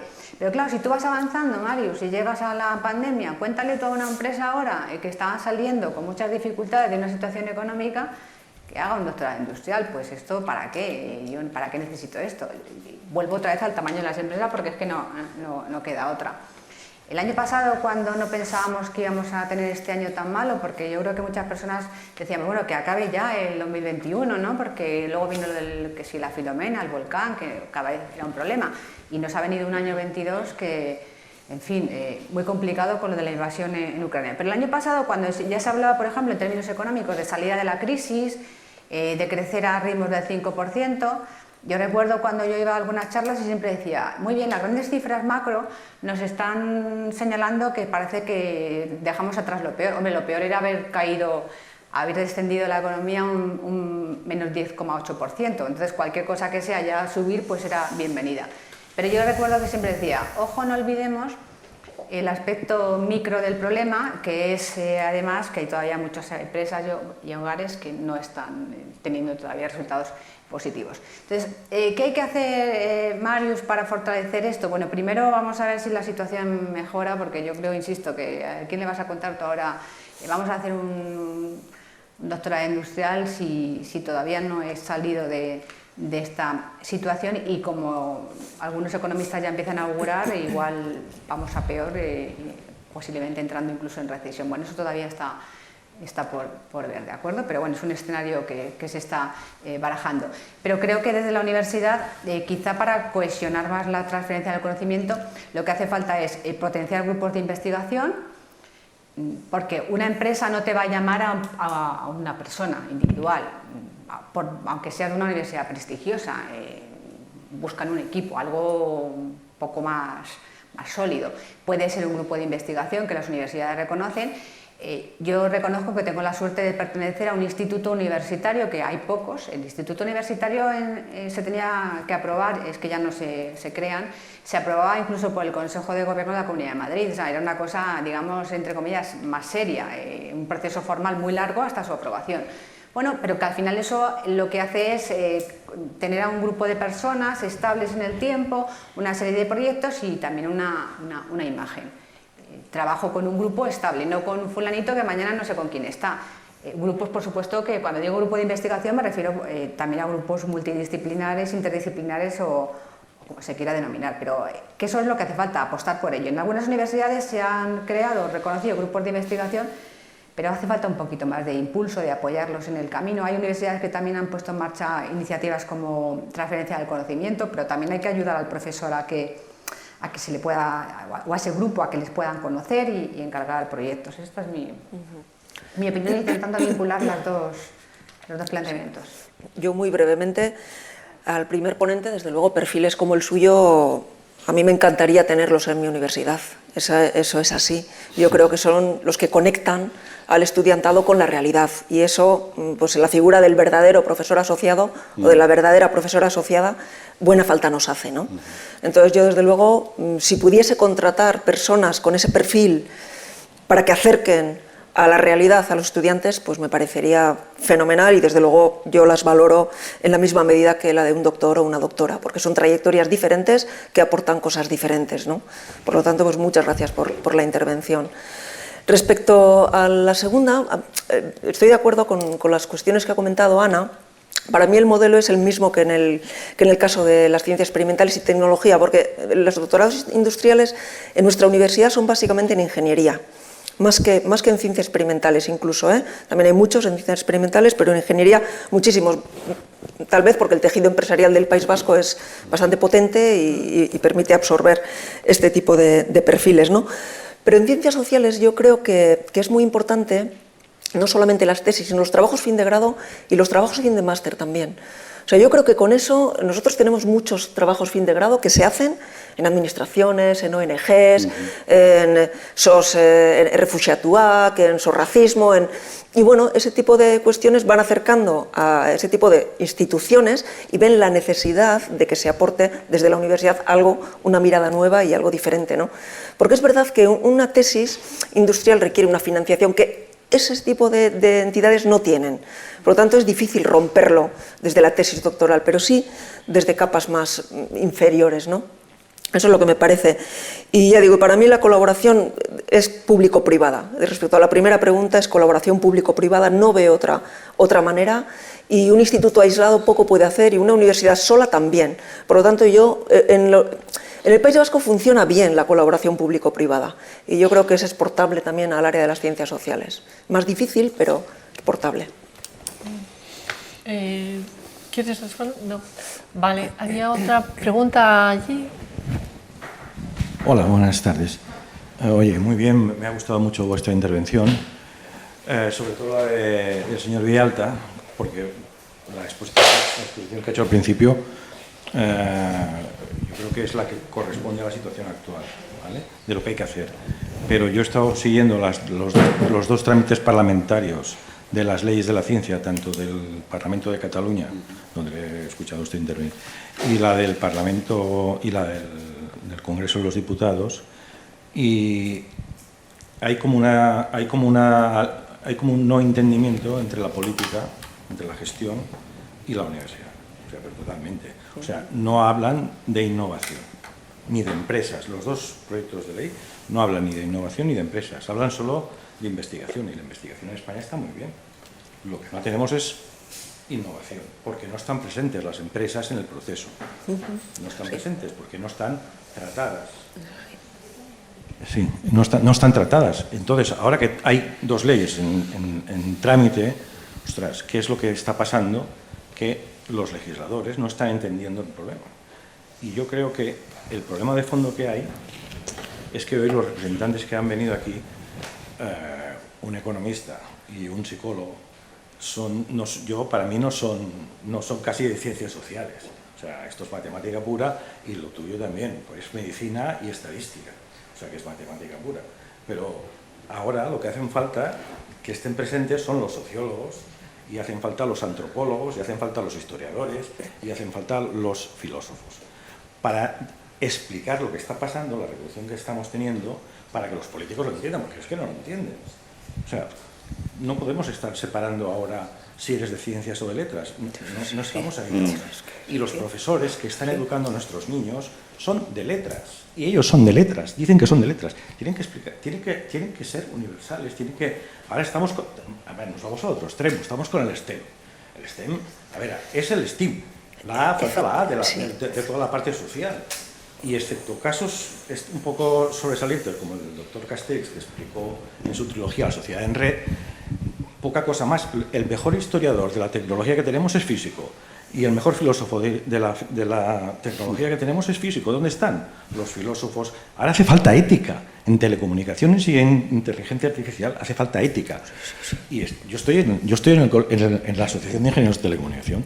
Estamos buscando profesionales de la parte social y no encontramos gente preparada, ¿vale? Porque hay que educar a nuestra sociedad y hay que explicarles de lo que nos espera y hay que preparar a los políticos para que lo entiendan y legislen.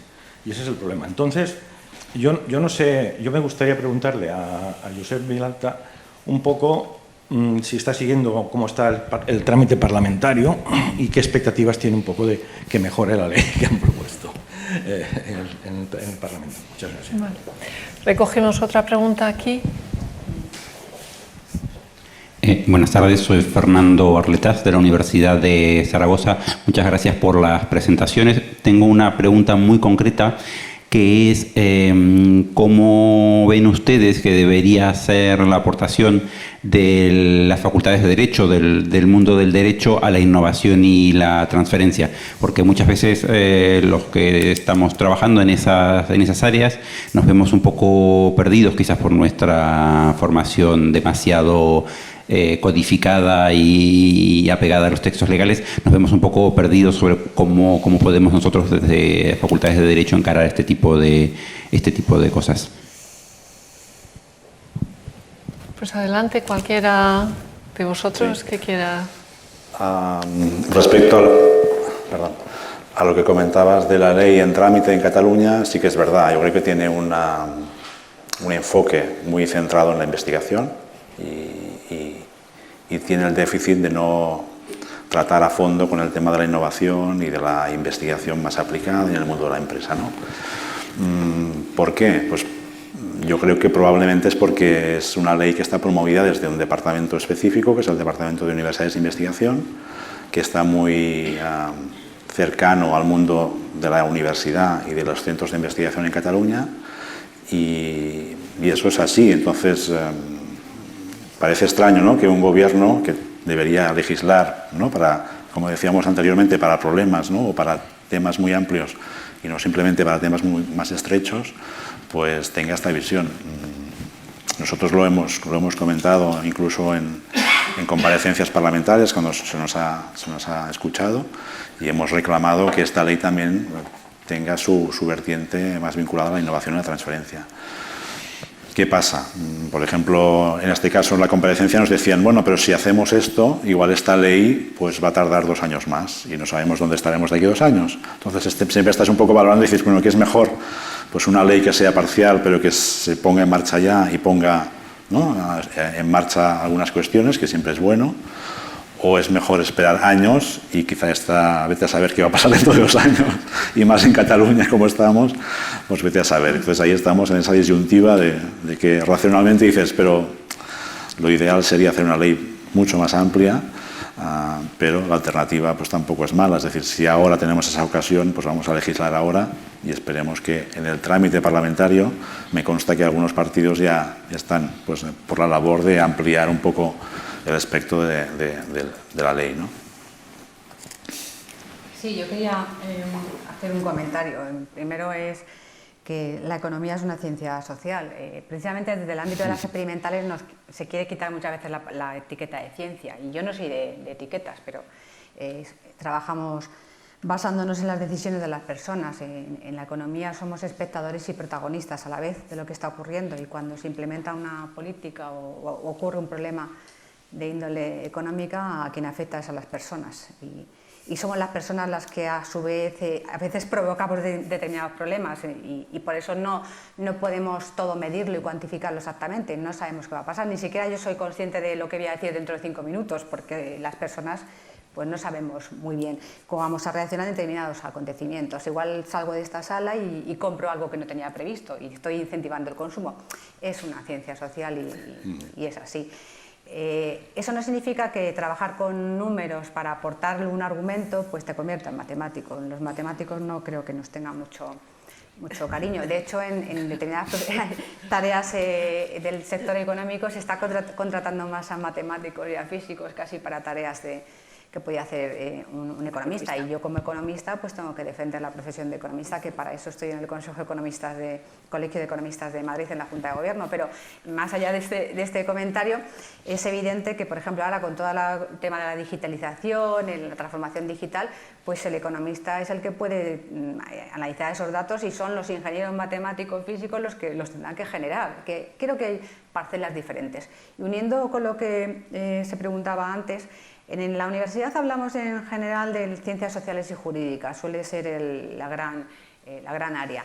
Y bajo mi punto de vista, porque además es un tema que también lo he seguido de cerca, todo lo de la economía digital, digitalización, transformación digital me ha interesado no ahora, sino ya desde hace pues 20 años vengo trabajando en esas cuestiones, y todos los avances que se están produciendo con las nuevas tecnologías digitales, háblese de robótica, inteligencia artificial, los algoritmos, el machine learning, está dejando un hueco ahí que tiene que cubrirlo ahora el aspecto jurídico, porque hay que legislar y hay que hacer normativas. Quiero decir que nos está desprotegiendo a los ciudadanos, en el sentido en que inocentemente ya no hay nada en esta vida, pero entras a navegar en Internet y a veces tú das tu consentimiento a algunas cosas, en otras no.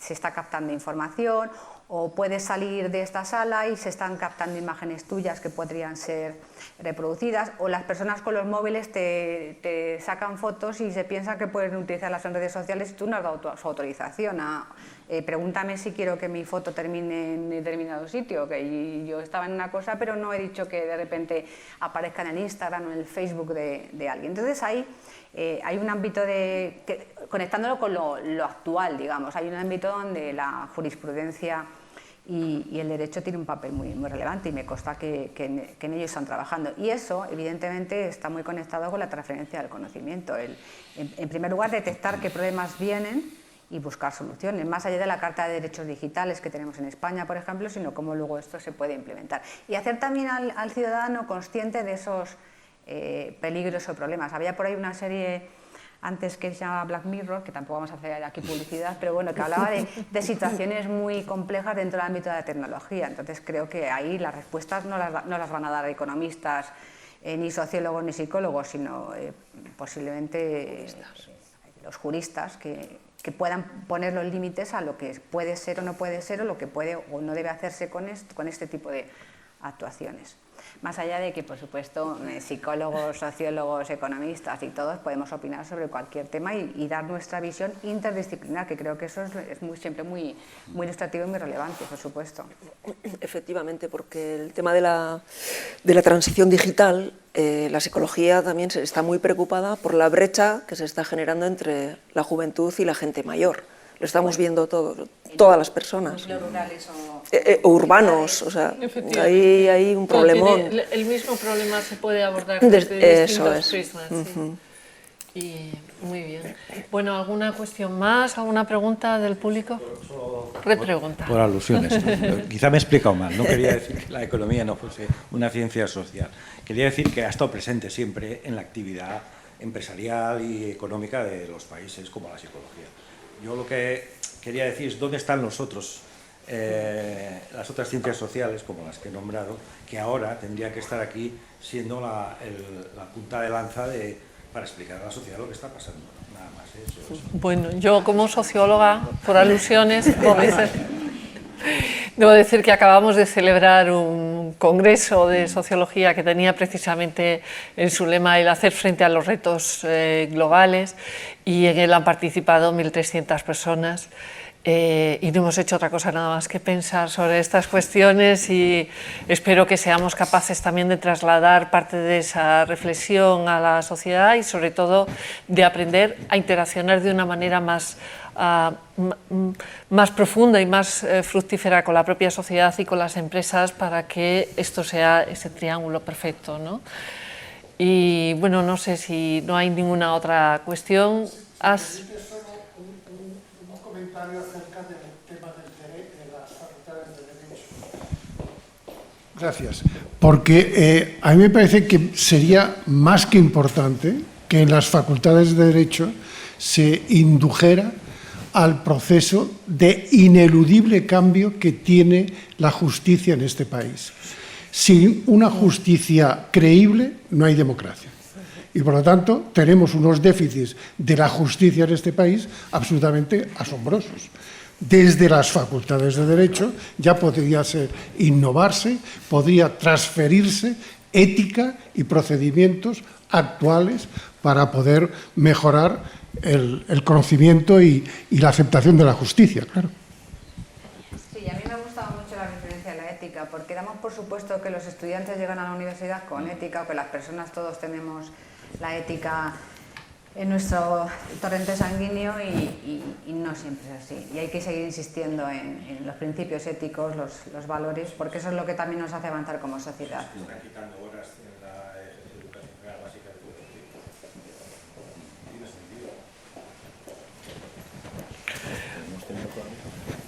Perdón, sí. No, yo quería...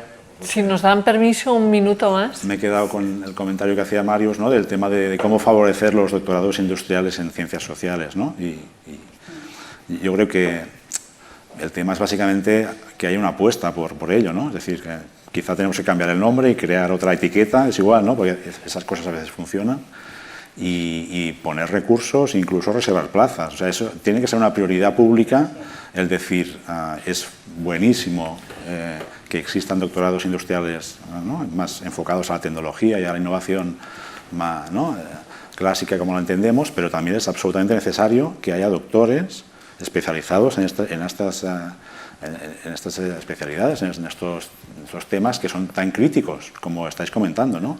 Yo creo que básicamente los problemas a los que nos enfrentamos hoy en día son temas sociales y humanísticos. La tecnología nos lleva hasta los límites insospechados, pero los problemas son, ¿no?, las hambrunas, la desigualdad, la injusticia, ¿no?, cómo generar riqueza, son problemas sociales. Entonces, problemas éticos, por supuesto, demográficos, migraciones, desigualdades entre países, todo esto son temas sociales. Entonces, tenemos que, no sé cómo hay que hacerlo, pero hay que convencer a quien tenga poder de decisión para que invierta realmente en este tipo de investigaciones. Es fundamental. Y no está pasando. La investigación, como sabéis, se están volcando muchísimos miles de millones a investigaciones muy necesarias, de tecnología puntera, pero eso no tiene que ir en contra de que apostemos realmente por la investigación básica y la transferencia en los ámbitos sociales y humanísticos. Sobre todo porque antes de la pandemia en la que todavía estamos, en la crisis económica en la que todavía estamos, ya había problemas de desigualdad y se han acuciado en estos años. Entonces hay que seguir buscando respuestas, eso está claro. Yo no sé si también una solución tiene que ir por la parte de la accesibilidad. Me da la sensación que más allá de que haya todavía mucho desconocimiento de las posibilidades que ofrece, cualquier trámite que se hace con títulos y con procedimientos a la universidad en ocasiones resulta muy complejo para una institución o una empresa ajena a la universidad. Entonces quizá hay que hacer planteamientos mucho más flexibles para que sea todo más ágil y más rápido, porque además es que esa es la cultura empresarial, lo más rápido y lo inmediato, y eso es cuando chocas con la parte en la que en la universidad nos queda todavía camino por recorrer, y es que todo sea un poquito más ágil, pero que no es problema de la universidad, sino que, como bien pública. sabes, viene de instancias superiores. Eso es así. Bueno, pues creo que aquí sí que concluimos. Reitero mi agradecimiento a los tres ponentes de hoy, al público por asistir y participar, y a la Fundación por hacerlo posible. Y nada más, muchas gracias y ya está.